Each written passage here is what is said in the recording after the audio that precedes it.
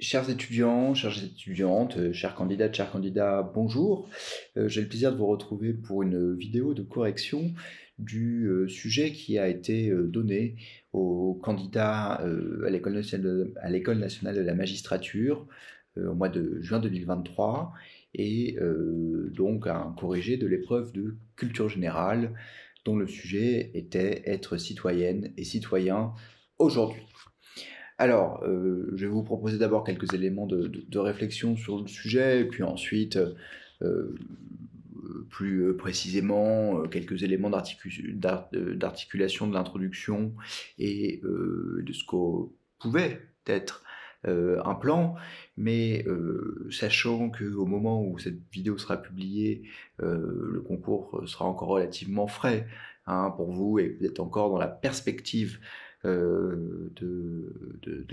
l'attente des résultats d'admissibilité, je veux tout d'abord vous dire qu'il ne s'agit absolument pas d'un corrigé absolu de la trame de ce qu'il fallait faire et en opposition à laquelle, par contraste, si vous avez fait autre chose, ça n'allait pas. Comme toujours, ça n'est qu'une proposition de corriger et à plus forte raison en culture générale, où il y a toujours plusieurs voies possibles pour interroger un sujet qui vous est donné. Ceci étant dit, je vais quand même essayer de vous montrer les écueils dans lesquels il fallait pas ou pas trop tomber pour faire un bon devoir. Je vous précise également que ce qu'attend le jury n'est pas nécessairement du niveau de ce que je vais vous présenter, entre guillemets, pas que ce que je vous présente soit nécessairement excellent et brillant, mais c'est certain que je le fais dans des conditions qui ne sont pas celles du concours, où je peux m'en référer à mes cours, à des ouvrages, et que l'expérience montre qu'on peut bien s'en tirer à l'ENM en faisant un devoir qui présente un raisonnement pertinent, bien articulé, clairement exprimé, sans nécessité de démontrer au correcteur une étendue ou une profondeur philosophique hors du commun, mais la commande, c'est de faire quelque chose de bien articulé qui voit bien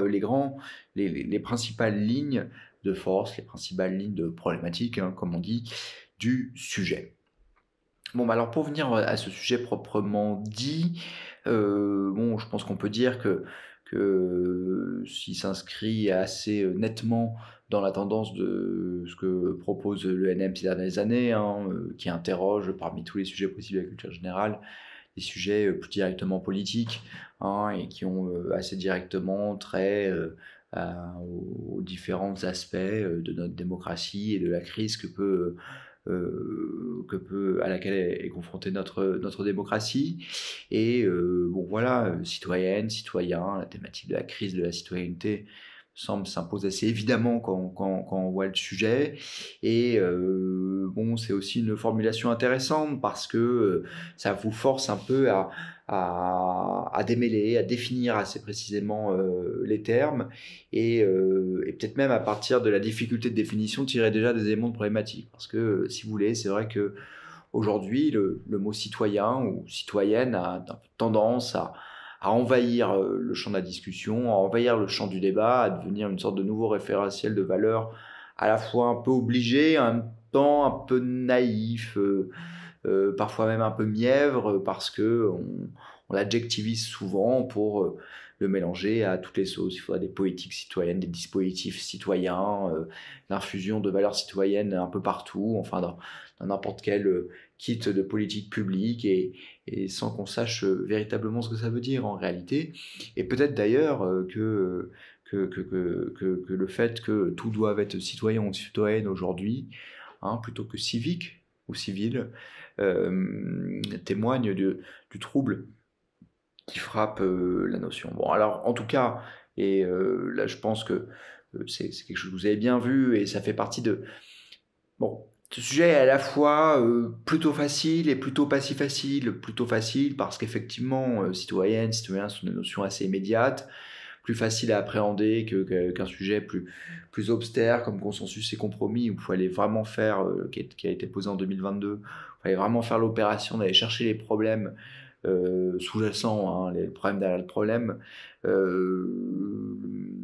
problèmes sous-jacents du sujet, là, être citoyenne et citoyen aujourd'hui. Bon, on voit plus aisément, plus directement de quoi on parle, sur quoi on est interrogé. Et voilà, en même temps, il fallait être capable de définir correctement ces termes, de repérer les problématiques qu'il y avait derrière ce sujet, parce que, voilà, la première difficulté, c'est que c'est un sujet qui présentait, je pense que vous avez compris, non pas une, mais deux problématiques en réalité, et c'est pas un sujet qui se réduit, hein, à l'opposition entre citoyenne et citoyen, l'opposition de sexe ou l'opposition de genre, hein. Si le jury a voulu, a mis cette expression, c'est pas seulement pour céder à un certain air du temps ou à une expression d'usage, hein, mais c'est bien parce que le jury a voulu vous interroger, hein, sur l'idée que être citoyenne, c'est pas tout à fait comme être citoyen. Et donc, là, c'est quelque chose qu'il fallait évidemment traiter dans le sujet, et en même temps les traiter ensemble, si vous voulez. On ne peut pas faire un citoyenne, deux citoyens, ou l'inverse, parce que ça, ce type de plan propose finalement rien de très analytique et ne permet pas de confronter les notions. Et bon, en même temps, citoyenne et citoyen, si le jury a pris la peine de vous interroger sur les deux, c'est bien qu'il y a une opposition, mais il y a aussi un accord, si vous voulez. C'est que voilà, il y a une relation complexe, et que par-delà l'opposition genrée qui vous est proposée, eh bien, il y a aussi l'idée que être citoyenne et citoyen, c'est quand même, ça renvoie à cette figure du citoyen au sens du citoyen neutre, qui est d'ailleurs la définition originelle, hein, du citoyen, puisque le citoyen est cette figure essentielle de la modernité politique, de l'individu en tant que membre de la communauté politique, et débarrassé de ses appartenances particulières, concrètes, qu'elles soient ethniques, culturelles, sociales, de sexe, de genre, etc., etc. Bon. Et donc, voilà, si vous voulez, d'une certaine manière, le mot citoyen englobe aussi le féminin dans le sens masculin neutre, si vous voulez. Donc, voilà, le devoir ne pouvait pas uniquement se construire sur cette opposition, il fallait aussi dépasser cette opposition pour voir les problématiques qui, plus largement, se posent à la citoyenneté aujourd'hui. Eh bien, il y a ce mot « aujourd'hui » dans le sujet, et à chaque fois qu'on vous interroge, hein, qu'on vous propose un sujet avec une notion de temporalité, il faut bien à un moment chercher les ruptures et les continuités. Si on vous dit de la citoyenneté aujourd'hui, c'est parce qu'il y a quelque chose de spécifique qui se passe, quelque chose de particulier, quelque chose de nouveau, hein, une transformation, une transition, enfin une dynamique dans les termes du sujet, et qu'il faut repérer. Et d'ailleurs, parlant de dynamique, j'y reviendrai, mais c'est un des éléments importants de ce sujet, si vous voulez. C'est que la figure du citoyen, le sujet commence par le verbe être, hein, qui aurait tendance à enfermer dans une identité, mais en réalité, la figure du citoyen, c'est une figure dynamique. En effet, être citoyen en 2023, c'est pas tout à fait la même chose qu'être citoyen en 1789, c'est pas non plus la même chose qu'être citoyen en 1848, puis à la fin du XIXe siècle. Voilà, la figure de la citoyenneté, les figures de la citoyenneté ont évolué. Donc voilà, derrière l'être substance, il y a aussi un mouvement. L'être du citoyen et de la citoyenne change. Un dernier élément général, une dernière remarque générale que je souhaitais vous faire avant d'aborder plus directement le cœur de ce que pourrait être un développement, est le suivant. Il ne faut pas, et là je sais que la tentation pouvait être grande parce que vous êtes en situation de stress et que vous voulez sauvegarder un maximum de points pour vous donner toutes les chances d'être admissible. Mais comme toujours, face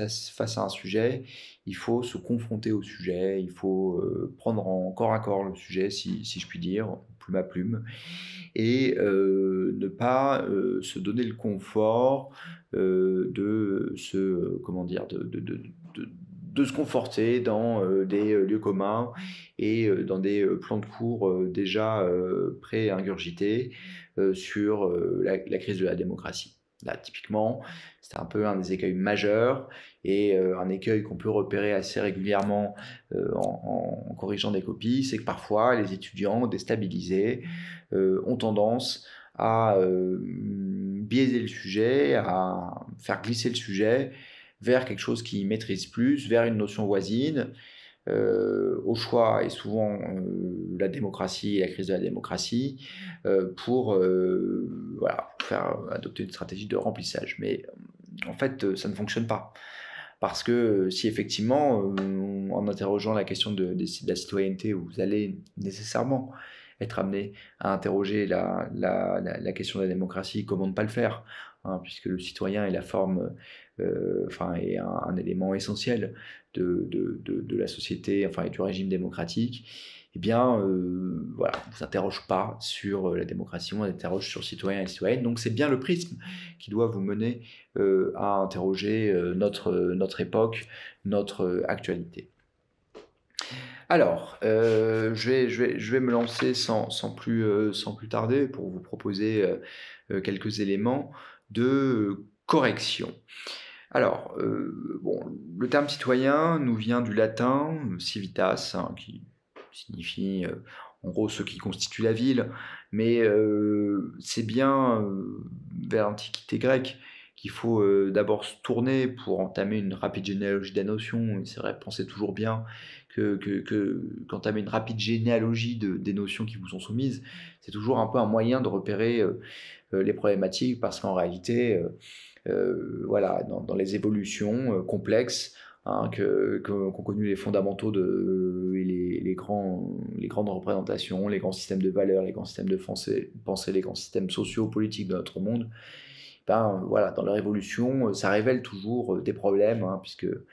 leur vie n'est pas un long fleuve tranquille, d'une part, et d'autre part, parce qu'en réalité, les problèmes s'inscrivent toujours dans une généalogie et ont toujours été plus ou moins posés, et qu'il y a déjà bien longtemps de cela, et se repose à nous, il se reconfigure et se repose à nous sous des formes différentes, mais il y a des grandes lignes d'interrogation dans la philosophie qui dépassent le cadre de nos simples petites existences et essayer de s'y référer. Alors, témoigne d'une part du fait que vous êtes capable de prendre un sujet dans une dimension historique, à la fois événementielle et intellectuelle, mais aussi que vous êtes capable, ça vous permet de repérer les problèmes en réalité. Donc alors l'Antiquité grecque, effectivement, la démocratie athénienne fait en effet figure de référence indépassable, vers laquelle on ne cesse d'ailleurs de se tourner, s'agissant de la démocratie, et parce qu'elle se présente comme la première tentative d'instauration d'une démocratie directe. Et d'une démocratie directe dans laquelle la communauté des citoyens, la politeia, se gouverne elle-même dans l'agora. Et c'est pour ancrer le sujet, pour bien montrer que vous voyez que ce sujet a une histoire longue. On pourra dire aussi que le régime grec avait rien de parfait, parce que déjà il n'avait pas du tout la même conception de la citoyenneté que nous. C'était une conception essentiellement ethnique en réalité, parce qu'il fallait être soi-même mâle déjà et fils de citoyen. Mais bon, il y avait déjà cette idée que le citoyen, c'est l'individu pris dans sa qualité de membre de la communauté politique, et dans une communauté politique bien particulière qui est celle qui se gouverne elle-même, et ce qui est ni plus ni moins que la démocratie. Donc la figure du citoyen est intrinsèquement liée à la démocratie, et d'ailleurs ce qui est intéressant, c'est que enfin, au moment de la Révolution française, peut-être eu des films qui reprennent ça, mais on s'appelait volontiers citoyen, on s'interpellait dans la rue comme citoyen, et ça montrait bien l'acquisition de cette nouvelle qualité, de cette nouvelle dignité qui a eu lieu au moment de la Révolution française. Alors, je continue sur la démocratie, voilà, les empires, l'Ancien Régime, on ne connaissait pas, enfin il y avait des citoyens, évidemment, c'est une notion qui existe dans le Moyen-Âge, mais on n'est pas là pour nécessairement faire un historique précis, mais citoyen tel qu'on l'entend, c'est une notion essentiellement démocratique parce que dans l'Ancien Régime et dans les empires, il y avait des sujets en réalité. Voilà. Et les sujets, ils n'avaient pas le droit de citer au sens où ils n'avaient pas leur mot à dire dans le choix politique, mais sauf peut-être dans quelques républiques, mais les sujets du roi, de l'empereur, ils étaient dans une relation de commandement, d'obéissance, et ce n'est qu'avec la Révolution moderne que donc la citoyenneté revient au devant de la scène politique et philosophique, et le citoyen devient la figure fondatrice de la légitimité politique au nom de laquelle les gouvernants ont un titre à gouverner. Bon, donc voilà, c'est faire ce lien déjà entre la figure du citoyen et prise dans un de ces éléments de définition qui est le rapport du citoyen au pouvoir, qui est le rapport du citoyen au gouvernement. Et le citoyen, c'est d'abord le fondement de la légitimité politique. Et bon, je renvoie à ça. En cela, c'est simplement la Déclaration universelle des droits de l'homme et du citoyen. Et si on poursuit sur cette logique politique, dans l'idée de citoyen, il y a aussi l'idée d'une certaine vertu civique. Le citoyen, c'est pas seulement l'individu, c'est le citoyen engagé, le citoyen qui s'investit dans les affaires de la cité. Et de ce point de vue, et là je commence à tisser mon fil problématique, c'est que on voit bien aujourd'hui qu'il y a une certaine désaffection civique, autrement dit une certaine désaffection citoyenne dont l'abstention est le premier des signes. Bon, alors, la citoyenneté, c'est un certain rapport au pouvoir, c'est aussi un statut juridique, et ça, c'est un héritage romain, et donc la titularité de la nationalité est liée à un ensemble de droits de vote, éligibilité, exercice des libertés publiques, accès aux fonctions de l'État, qui donne son sens à la participation politique. Et par ailleurs, on peut constater aussi que ces droits, ils ont connu une très forte eux aussi, ils ont une grande dynamique. Le droit de participation des citoyens, les libertés reconnues aux citoyens sont allées en s'accroissant. Alors, les citoyens, c'est un lien politique, c'est un rapport au pouvoir, c'est un statut juridique, et ce statut juridique, on voit bien qu'aujourd'hui, il y a un lien intrinsèque, essentiel entre citoyenneté et nationalité. Bien, voilà, parce que y a derrière cette idée que les citoyens sont dans une communauté particulière qui est celle de la nation. Et qu'est-ce que c'est la nation? Alors, normalement, vous êtes tous plus ou moins appris qu'il y a différentes conceptions de la nation, mais la nation, c'est la communauté politique, c'est la communauté de ses citoyens, c'est une communauté civique, qui est une communauté de transcendance des intérêts et des appartenances particulières pour créer cette communauté particulière qui est la communauté nationale et dont le lien est un lien essentiellement politique, c'est-à-dire qu'elle rassemble ceux qui sont dépositaires de la souveraineté et qui l'exercent en se gouvernant ou en remettant au gouvernant le pouvoir de le faire. Alors, je disais statut juridique, je disais nationalité, mais là, il y a une question qui se pose aussi. C'est qu'on voit bien aujourd'hui, avec un certain nombre de débats, quant à l'inclusion dans la citoyenneté, l'inclusion dans la nationalité, quelles sont les frontières aujourd'hui de la citoyenneté et de cette communauté nationale? Est-ce que les étrangers doivent voter aux élections locales? C'est le cas pour les citoyens de l'Union européenne. Qu'est-ce que c'est que d'ailleurs cette notion de citoyen de l'Union européenne qui est décorrélée de toute appartenance nationale? Et donc, ça nous amène à interroger ce périmètre de la citoyenneté. Alors j'ai fait ce premier exposé un peu large, là vous dites, bon, il oublie quand même un élément assez essentiel du sujet qui est la citoyenneté. Oui, mais voilà, il fallait poser quand même les grandes bases de la notion de citoyen, et là j'interrogeais la question du périmètre de la citoyenneté, et là, quand même quelque chose d'absolument essentiel, bon, le sujet nous interroge sur citoyennes et citoyens, et la problématique, c'est enfin, la proclamation de la citoyenneté s'accompagne d'une extraordinaire exclusion inaugurale qui est celle des femmes. Voilà, puisque les femmes, évidemment, ne sont pas citoyennes en 1789, et elles ne le seront pleinement, enfin pleinement, elles auront le droit de vote qu'en 1945. Et donc on voit bien que là, sur les périmètres de la citoyenneté, il y a une problématique, et la problématique la plus fondamentale de toutes, c'est comment est-ce que, bon sang,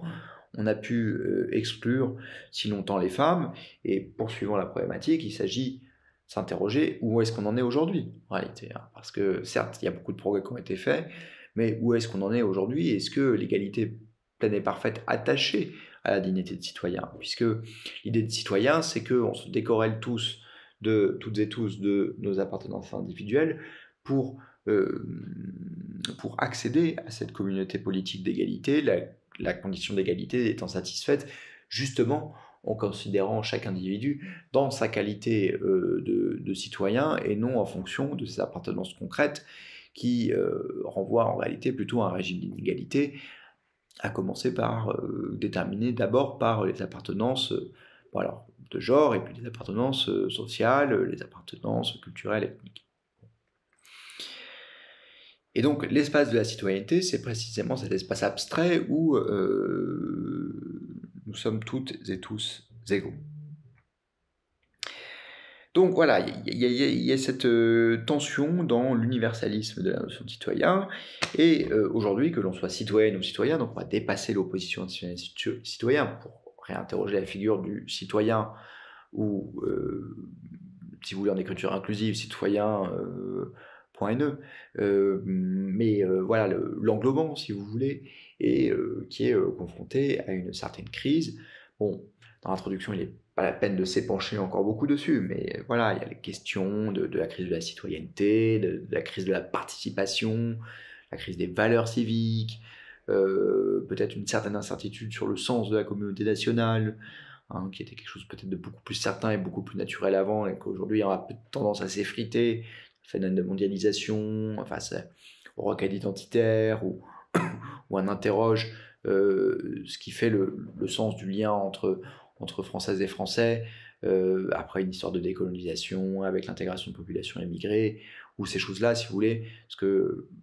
certains politiques appellent le roman national, n'a plus rien de si évident. Et d'ailleurs, n'est aujourd'hui peut-être si peu évident qu'il faut justement activer le roman national. Voilà, je ne sais pas si il y avait vraiment besoin de faire campagne sur la thématique du roman national à la fin du XIXe siècle. La question, elle est sans doute de soi. Donc voilà comment on peut réfléchir à ce sujet en abordant les différentes successivement les différentes définitions des termes du sujet, et en voyant ce qu'elles portent en elles-mêmes de problématiques. Alors, bon, pour le plan, je propose classiquement deux parties de sous-parties. Bon, alors, première partie qui va fonctionner sur opposition citoyen-citoyenne, et voilà, sur voilà, quelque chose qu'on pourrait intituler sur de la construction de la figure du citoyen à l'affirmation tardive de celle de la citoyenne, et donc le grand A sur justement cette construction de la figure du citoyen. Bien voilà, alors revenir sur l'idée qu'en France, la définition de la citoyenneté est intimement liée à notre histoire particulière, les Lumières, la Déclaration des droits de l'homme et du citoyen, la construction de la nation sous la Troisième République, et qu'elle se comprend comme une adhésion à des principes, hein, davantage qu'à une identité. Et là, je vous renvoie sans doute à l'opposition entre la nation contrat et la nation génie, hein, la conception historiquement allemande et la conception française de la nation. Et pour dire voilà, que cependant l'institution de la citoyenneté a longtemps tenu les femmes hors de son champ. Hein, donc dans le A, Voilà, bon, bah, alors là, c'est classiquement à partir de l'évolution, de la pensée de Rousseau, hein, qui est sans doute un des plus grands contributeurs à à l'élaboration de la conception moderne de la citoyenneté, hein, qui voyait justement, euh, pour briser l'ordre des corps et corporations qui commandaient la répartition des privilèges au sein de la société, ben voilà, Rousseau, il envisage un individu euh, pris dans sa qualité de citoyen, qui participe à l'expression de la volonté générale, hein, et effectivement, la DHC dit dans son article que le principe de toute souveraineté réside essentiellement dans la nation, nul corps, nul individu ne peut exercer l'autorité dans les mains expressément. On peut ajouter là quelques réflexions sur l'érection d'un système représentatif, hein, et que bah, la citoyenneté moderne, elle se comprend comme une capacité à élire ses représentants plutôt qu'à participer directement à la vie de la cité. Et voilà, donc là c'est d'abord la question du citoyen conçu comme relation entre l'individu et l'exercice du pouvoir. Dans un deuxième temps, une deuxième idée, revenir sur cette question de la nation, hein, pour dire que la nation, c'est la forme proprement moderne donnée à la communauté politique et au sein duquel se déploie le régime démocratique, parce que pour qu'il y ait régime démocratique, il faut bien définir qui est titulaire de la souveraineté, et cette définition, dans l'acception moderne, c'est une définition abstraite par un lien qui est en réalité une transcendance civique qui transcende les identités particulières qui peuvent s'exprimer dans la société dite civile, personnelle, privée, mais qui n'ont pas leur place, hein, dans l'espace politique. Voilà, et puis on peut évoquer, mais j'ai déjà fait là, les débats entre la conception française, la conception allemande, et enfin dire, parce que c'est quelque chose que j'ai souligné tout à l'heure, mais que cette notion de citoyen, c'est une notion dynamique. Et, et que bah, y a une longue gestation, hein, donc il y a d'abord le vent censitaire et puis le suffrage universel masculin en 1848 qui a vraiment, véritablement fait entrer le citoyen dans l'arène politique. Et puis au-delà de ça, le citoyen ne se comprend pas sans les libertés civiles et politiques qui lui permettent de faire vivre, hein, cette dignité, et sans lesquelles elle n'a aucun sens. Droit de grève, liberté d'expression, liberté d'association, et ainsi de suite, voilà, qui ont été les compléments nécessaires du vote. Et on peut parler de l'école de Jules Ferry, enfin voilà, de parler de la dynamique de cette figure. Et en B, bah, effectivement, l'affirmation tardive ou l'exclusion inaugurale de la femme de la dignité de citoyenne. Voilà, bah, en commençant par l'universalisme des Lumières, qui était déjà un universalisme un peu tronqué en fait, même si les principes étaient bons, bah, en fait il était tronqué. Et on peut évoquer la figure d'Olympe de Gouges, hein, qui a écrit une déclaration des droits de la femme et de la citoyenne en 1791 et qui a été guillotinée, hein, parce qu'elle était accusée de conspiration ou je ne sais plus, puis qu'ensuite il a fallu quand même attendre quasiment un siècle entre le suffrage universel de 1848 et le suffrage féminin de 1945, et que même une fois qu'on a fait ça, bon, c'est une conception un peu restrictive de la citoyenneté, à plus forte raison aujourd'hui avec tous les débats qu'on a sur est-ce que la démocratie se limite à la validation par le vote et des procédures légitimes, des décisions des gouvernants. Voilà, bon, enfin, là on déborde un peu, mais si vous voulez, le vote épuise pas la question de la citoyenneté. Bah alors après le vote, il y a la question de l'accession des femmes aux fonctions politiques, et c'est tout le débat sur la parité au tournant des années 2000 qui aboutit à la loi, hein, du 6 juin 2000, ensuite un certain nombre de lois qui sont venues compléter le dispositif, et pour finir enfin sur la question de genre et citoyenneté aujourd'hui, parce qu'aujourd'hui on pose plus tellement la question, voilà, avec ce qu'on appelle la troisième vague, pardon, du féminisme et mouvement MeToo, et ben il y a des figures politiques aujourd'hui dont Sandrine Rousseau est la plus visible sans doute, mais bien d'autres militantes, bien d'autres représentantes politiques et représentants d'ailleurs portent cette voix de une sorte de sexisme intrinsèque de la politique comme volonté de pouvoir et de domination. Et alors j'ai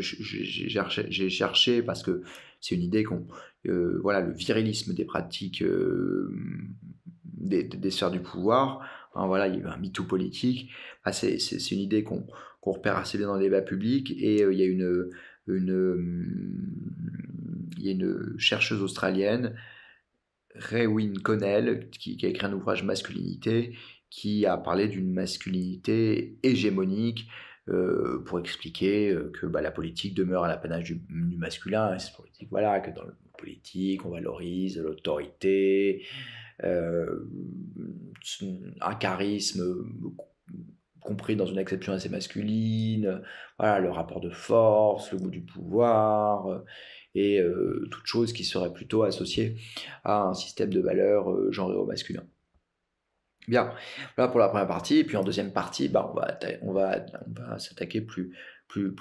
directement à ce qui concerne un peu tout le monde, citoyennes et citoyens, si vous voulez. Hein. Et donc, aujourd'hui, la citoyenneté est mise en tension, hein, par différents phénomènes, l'individualisme, la dynamique des droits subjectifs, la revendication du caractère multiculturel des sociétés.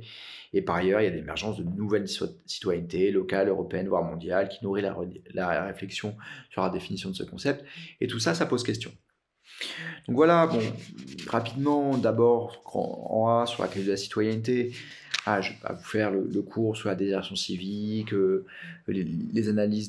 de Rosan Vallon dans la contre-démocratie, ou tout ce qui peut être la défiance politique. Ça, je pense que vous l'avez amplement révisé et vous pouvez le trouver abondamment dans vos ressources. Il y a aussi l'idée de l'individu contre le citoyen, parce que là, je pense que c'est une tension philosophique assez intéressante à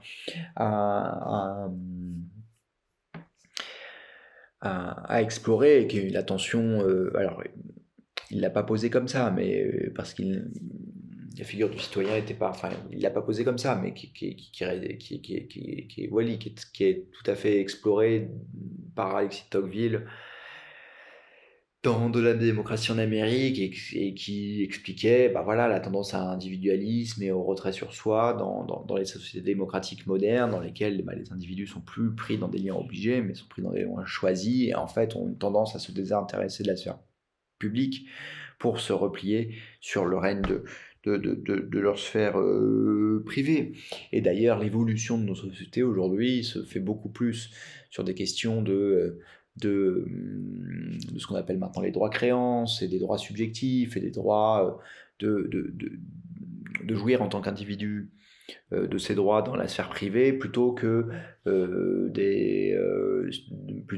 l'animation des droits politiques et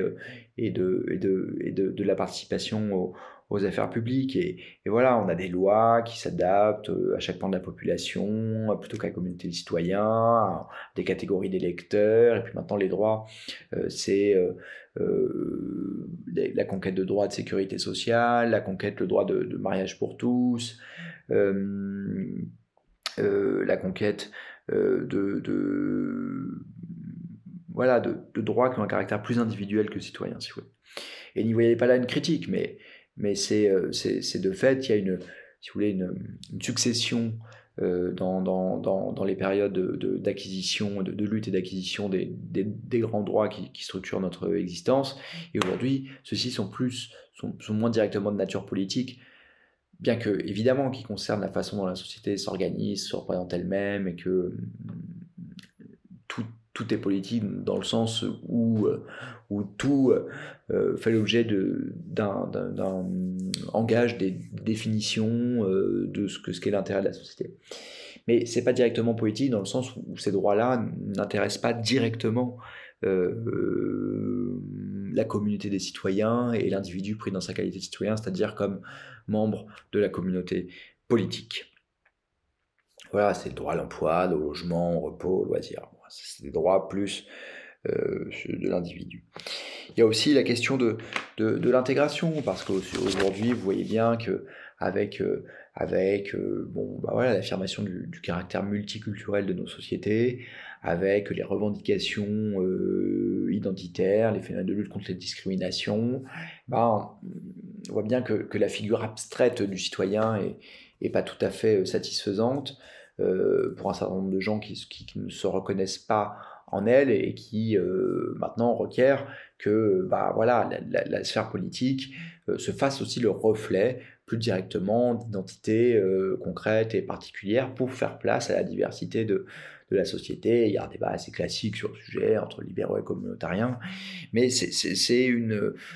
un des facteurs, si vous voulez, de tension, d'une question qui est posée à notre vision de la citoyenneté et qui devra trouver sa résolution, parce que c'est une tension qui fait que, voilà, aujourd'hui, la perception de la citoyenneté traditionnelle, je dirais, universaliste et aveugle aux déterminations particulières, eh ben, n'est plus satisfaisante en fait pour toute partie de la population. Et donc en B, bah, l'appel à une citoyenneté renouvelée, donc il y a l'idée, selon la formule de Rosan-Vallon, hein, d'un passage de la citoyenneté d'autorisation à la citoyenneté d'exercice. Et donc voilà, bah, élargir le champ de la participation démocratique, tout simplement. Voilà, il y a la question de l'avenir du lien entre nationalité et citoyenneté. Puis enfin, je pense que c'est intéressant de finir le devoir sur une interrogation sur la citoyenneté européenne, dont en réalité on ne sait pas très bien ce que ça veut dire, parce qu'elle est effectivement dans les traités, mais nulle, mais elle n'a peut-être pas la dimension affective qu'a nécessairement, et in fine, hein, la figure, l'attachement à la citoyenneté, parce que, bah, comme je vous le disais, la citoyenneté, c'est le lien à une communauté nationale, et que le lien à la communauté nationale,